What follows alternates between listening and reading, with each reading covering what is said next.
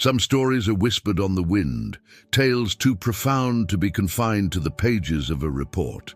Some truths are witnessed not by crowds, but by a chosen few, leaving behind an echo that changes everything. If you believe in the thin places between our world and the next, hit like and subscribe so you don't miss a single story. The rain wasn't falling on Los Angeles. It was attacking it. It came in great, shuddering waves, a biblical deluge that turned the iconic boulevards into raging rivers and the hills into mudslides waiting to happen. For officers Maria Hernandez and Jessica "Jess" Walker, it was just another Tuesday night shift, slowly morphing into a Wednesday morning nightmare. Their black and white Unit 7 Adam 16 sliced through the waterlogged streets, the wipers beating a frantic, useless rhythm against the windshield. The city, usually a sprawling galaxy of light, was muted, its brilliance smeared into 1,000 watery halos. "I can't see 10 feet in front of us," Jess muttered, her knuckles white on the steering wheel. She was the veteran, a woman with eyes the color of a winter sky and a demeanor that had been worn smooth and tough like sea glass. She'd grown up in the shadow of the Hollywood sign, a city kid through and through, her faith placed firmly in her partner, her sidearm, and the immutable law of probability. Maria, riding shotgun, was younger, her idealism not yet fully sandblasted away by the grit of the job. She checked the mobile data terminal, the screen casting a pale blue glow on her face. "Dispatch is going nuts. A tree down in Silver Lake, a transformer blew in Echo Park, and we've got, oh, fantastic, a possible 415 right at the mouth of the 2nd Street tunnel." Jess groaned, a low, weary sound. "A disturbance? In this? Who's even out there?" Some callers reported seeing figures gathering, maybe trying to get out of the rain. Could be nothing. Could be kids thinking a tunnel is a good place to party during a monsoon. Maria's voice was trying to be light, but a thread of unease ran through it. The 2nd Street tunnel was infamous. It was a stark, brutalist concrete throat cutting beneath Bunker Hill, a 900-foot-long liminal space that felt divorced from time. By day, it was a popular spot for movie shoots and Instagram photos. By night, it was a different beast, a haven for graffiti artists, street racers, and deals best made in shadows. "Let's just take a slow pass," Jess said, signaling and turning onto 2nd Street. The wind howled, shaking the entire patrol car. "Clear it out and get back to real police work. This is a waste of gas." As they approached the eastern entrance, the tunnel yawned before them, a perfect, unnerving rectangle of absolute blackness. The streetlights usually illuminating its length had flickered out, either from the storm or something else. All that was visible was the glistening, wet asphalt disappearing into the void. "Lights are out," Maria stated the obvious, her hand instinctively moving to check the spotlight. "I see that," Jess replied, her voice tight. She slowed the car to a crawl just outside the entrance. The roar of the storm was muted here, replaced by the hollow drip of water and the low hum of the car's engine. The darkness inside the tunnel felt solid, impenetrable. "You get that feeling?" Maria asked softly, her eyes fixed on the black hole. "The quiet." It was quiet, too quiet. The frantic energy of the storm seemed to halt at the tunnel's mouth, as if repelled by an invisible barrier. The air felt thick, charged with a static that had nothing to do with the weather. "It's a tunnel, Hernandez." "It's supposed to be quiet," Jess said, but the usual bite in her tone was absent. She was feeling it too, a primal itch at the base of her skull, the same feeling she had walking into an apartment moments before finding a murder victim years ago. A sense of occupied space, of waiting. They sat in silence for a full minute, the engine idling. Jess finally reached for the radio mic. 7 Adam 16, show us code 6 at the 2nd Street tunnel, checking on a 415 possible." "Copy, 7 Adam 16. The dispatcher's voice crackled back, strangely distant through the interference of the storm. Jess put the car in drive and inched forward. The headlights pierced the first 50 feet of the tunnel, illuminating the slick, graffiti-tagged walls before being swallowed whole by the overwhelming dark.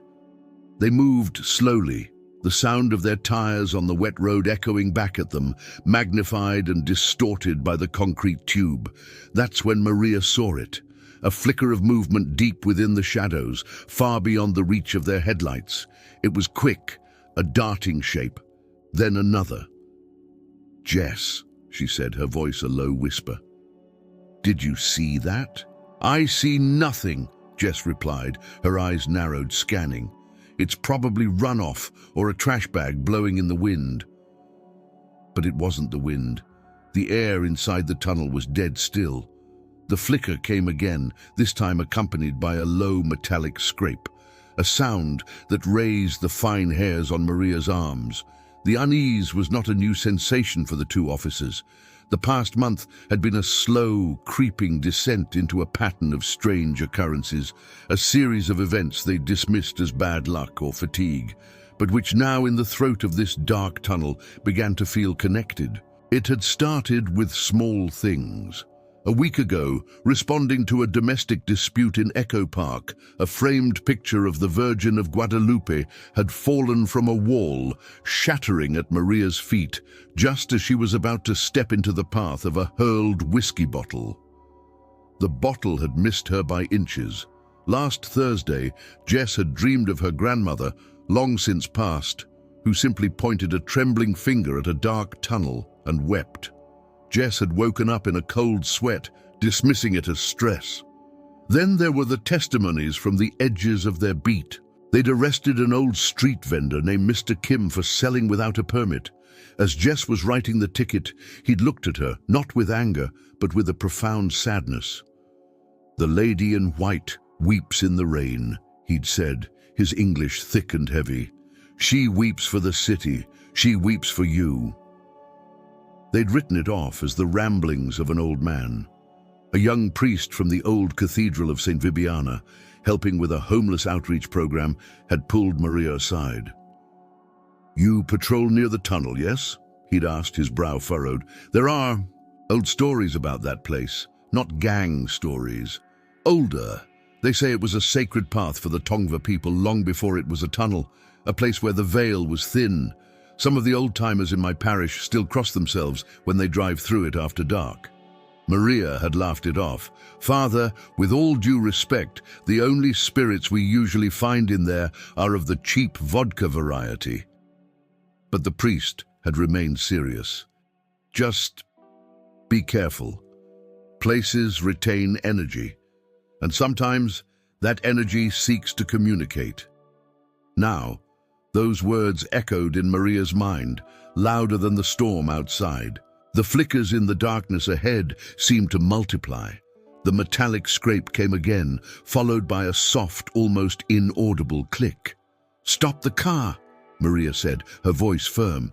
Jess hit the brakes. "What is it?" "I don't know. Something's wrong. This doesn't feel like kids." Maria's heart was hammering against her ribs. Her hand, almost of its own volition, went to the St. Christopher medal tucked under her uniform shirt. A gift from her abuela. "For protection," she'd said, "for when you travel through dark places." Jess was about to reply, to tell her partner to get a grip, when the world dissolved into light. It wasn't the harsh electric glare of their own floodlight, which Maria's trembling finger had just found the switch for. It wasn't the sudden return of the tunnel lights.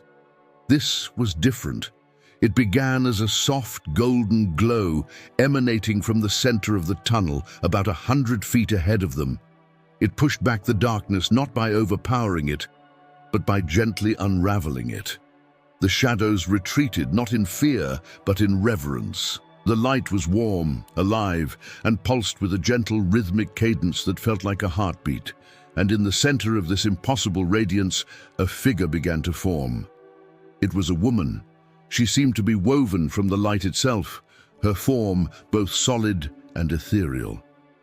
She wore a mantle of deep blue, so profound it seemed to contain the mystery of the midnight sky, dotted with faint, shimmering stars. Her robes were a blinding white, but not a harsh white. It was the white of a pure, forgiving light. Her hands were clasped gently in front of her, and her face, Maria's breath caught in her throat. A sob, half terror, half awe, escaped her lips.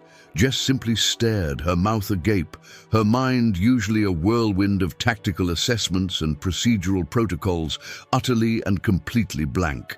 The woman's face was indescribably beautiful, but not in any worldly way. It was a beauty born of infinite compassion and a sorrow so deep it could cradle the suffering of all mankind. Her eyes held them, and in that gaze Maria felt her entire life laid bare. Every secret shame, every hidden kindness, every moment of doubt, and every flicker of faith. It was a judgment that felt like absolution. It was a love so vast it was terrifying. The Virgin Mary. There was no doubt, no question. It was her. Time seemed to stop. The sound of the idling engine, the distant wail of the storm, it all faded into a profound, holy silence. The only sound was the pounding of their own hearts. Then the figure moved. She raised one hand, not in greeting, but in a command of unmistakable urgency. Her palm faced them, a universal sign to stop, to halt. She turned her head slightly, looking deeper into the tunnel, past where their headlights could now reach, her expression shifting to one of profound warning and grief. She looked back at them, and her eyes, those deep, ancient, loving eyes, pleaded with them. A voice filled the space. It did not come from the figure's lips, which remained in a gentle, sorrowful smile, but resonated directly inside their minds, clear and soft as a bell. No sigas. El peligro no es lo que parece. La muerte te espera en la sombra. Do not go. The danger is not what it seems. Death waits for you in the shadow. Maria, a second-generation Mexican-American who understood the words perfectly, felt a cold dread seize her. Jess, who only caught the gist, understood the intent with a clarity that bypassed language. The radiant figure held her hand up for a moment longer, her gaze burning into their souls, imprinting the warning upon them forever. Then, as suddenly as she had appeared, she began to fade. The light withdrew, folding in on itself, pulling back from the walls and retreating into the center point from which it had come. For a split second, only her eyes remained, 2 points of luminous love and sorrow in the deepening dark. Then they too were gone. The tunnel was plunged back into a blackness that now felt infinitely more menacing. For a long moment, neither woman moved, neither breathed. The only evidence that anything had happened was the afterimage burned onto their retinas and the electric feeling of grace that still tingled on their skin. Jess was the first to break. Her training, her skepticism, her entire worldview had just been vaporized. What was left was raw, animal instinct. She slammed the car into reverse and punched the accelerator. The tires squealed on the wet pavement as the patrol car shot backward out of the tunnel mouth. She wrestled the wheel, spinning them around in a chaotic J-turn that sent a wall of water spraying up around them. She shoved the gear into drive and stomped on the gas, speeding away from the tunnel as if pursued by hell itself. They didn't speak for 5 blocks. The wipers resumed their frantic beat against the renewed fury of the rain.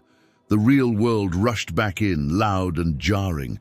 What? Jess's voice was a dry croak. What in God's name was that? Maria was trembling, tears streaming down her face, mingling with the rain that had soaked her hair. She wasn't crying out of fear. She was crying from the overwhelming, soul-shattering presence of what they had witnessed. "You saw her too," she whispered. It wasn't a question. "I saw something," Jess admitted, her hands shaking on the wheel. "A trick of the light, the storm, hypoxia, something." But her voice lacked all conviction. She had felt it, the love, the warning. It was as real as the steering wheel in her hands. It was her, Jess. It was the Blessed Mother. She warned us. Before Jess could form a response, their radio exploded with noise. "All units in the vicinity of the 2nd Street Tunnel, respond code 3, shots fired, officer down. Multiple suspects, automatic weapons, we have an officer down."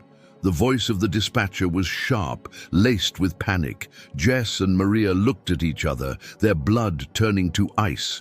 The address given was the exact spot where their car would have been had they driven another 100 feet into the darkness. It wasn't a gathering of kids, it wasn't a party. It was an ambush, a meticulously planned attack by a ruthless gang that had been tipped off about a rival S movement through the tunnel. They had brought AR-15s, lying in wait in the maintenance nooks and alcoves, their own vehicles hidden in the deep shadows at the tunnel's western end. The figures Maria had seen were the ambushers taking their positions. The metallic scrape was a rifle being cocked. The click was a safety being switched off. The first unit on the scene, Officers Miller and Chang, responding to the same 4:15 call minutes after Jess and Maria had cleared the air, had driven directly into the kill zone. Their car was riddled with bullets before they even had a chance to call for help. Officer Chang was killed instantly. Officer Miller was critically wounded, bleeding out in the front seat of his scorched and shattered cruiser. The subsequent firefight involved half the patrol division. It made national news. The tunnel became a crime scene, then a memorial, shrouded in yellow tape and surrounded by flowers. But for Jess and Maria, it became something else entirely. A sanctuary, a shrine, a place where the fabric of reality had torn and divinity had reached through to save them. They were put on administrative leave. The department psychologist diagnosed them with acute shared stress syndrome, a polite term for a shared hallucination born of trauma. Their account of the light and the figure was quietly omitted from the official report. It wouldn't have been professional, but they knew. They knew with a certainty that went deeper than bone, deeper than memory. The event changed them. Jess, the lifelong skeptic, found herself lighting a candle in the old cathedral of St. Vibiana the next week. She didn't pray, not exactly. She just sat in the quiet. The image of the woman in light burned behind her eyelids, and felt a peace she had never known was possible. She started attending Mass with Maria, not out of sudden piety, but out of a need to be near the echo of that feeling.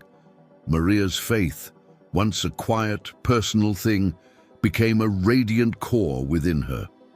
She saw the world differently now. She saw the miracle not just in the tunnel, but in every sunrise, in every breath. The world was still harsh, and their job was still dangerous, but it was now underpinned by a glorious, terrifying secret. They never spoke of it to anyone else. The story was too sacred, too fragile for the world of reports and debriefings. It was theirs. A shared truth that bound them together more strongly than any partnership ever could. Sometimes, on their nights off, especially when a storm would brew over the city, they would drive down to the tunnel. They wouldn't go in. They'd just park a distance away and watch the cars come and go, their headlights piercing the familiar darkness. They knew what waited in the shadows of the world: violence, chaos, blind, indifferent chance. But they also knew, with every fiber of their being, that sometimes in our darkest moments, when death seems inevitable, a light can appear. A hand can be raised. A voice can speak into the silence of a terrified heart. Not to remove us from the storm, but to guide us through it. The miracle wasn't that the danger was erased. The miracle was the warning. The miracle was the choice. The miracle was that in a city of millions, on a stormy night, 2 police officers were seen, known, and loved enough to be saved. The 2nd Street Tunnel stands, as it always has, a concrete scar through the heart of the city. Most people drive through it without a second thought, listening to the radio, thinking about their day. But if you ever find yourself there on a rainy night, and the lights seem to flicker, and the air grows still and heavy, you might feel it. a lingering echo of grace, a haunting whisper of divine mercy. It's a holy place now, though it will never be marked on any map. The miracle is over, but the mystery remains, waiting just beneath the surface of the everyday, a testament to the fact that we are never, ever alone in the dark. Thank you for listening to this story of faith and mystery. If it moved you, please like and subscribe for more journeys into the extraordinary.